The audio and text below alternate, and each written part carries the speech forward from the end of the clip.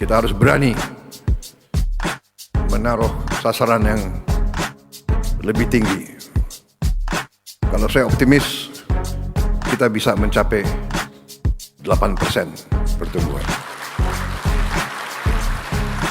Bapak Presiden terpilih Prabowo Subianto sudah mencanangkan bahwa Indonesia harus tumbuh di kecepatan 8%. Nah, tumbuh 8% ini bukanlah sebuah cita-cita yang bisa didiskon. Kenapa? Karena kalau kita tidak tumbuh 8%, maka kita akan terjebak dalam sebuah kondisi yang dinamakan middle income trap.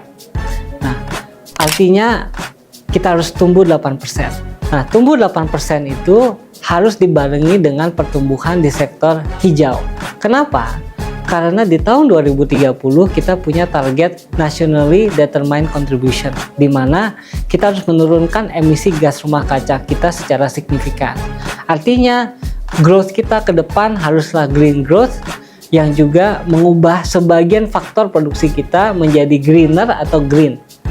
Nah, yang ketiga, kita juga harus memahami bahwa kita memiliki keterbatasan financing dalam negeri.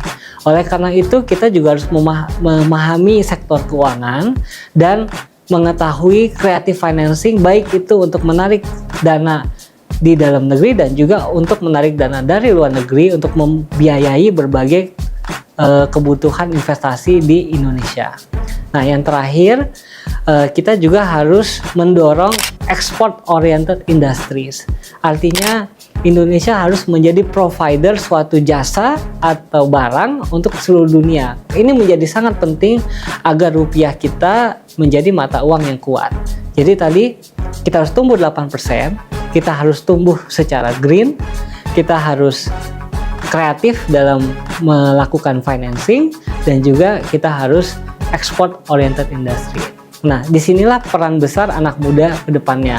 Apakah itu dengan melakukan hilirisasi digital, atau apakah itu dengan melakukan terobosan di industri-industri yang memang masuk ke kategori ini. Sebagai contoh, anak muda bisa berperan banyak di industri pariwisata. Saat ini kita punya jumlah Wisman ke Indonesia itu hanya 10 juta orang setiap tahun. Padahal tetangga kita Thailand bisa sampai 20 juta, bahkan sekarang menargetkan 40 juta Wisman setiap tahunnya. Nah, orang Indonesia itu orang-orang kreatif, anak-anak Indonesia, anak-anak kreatif. Harusnya kita bisa menunjukkan kreativitas kita ke panggung dunia.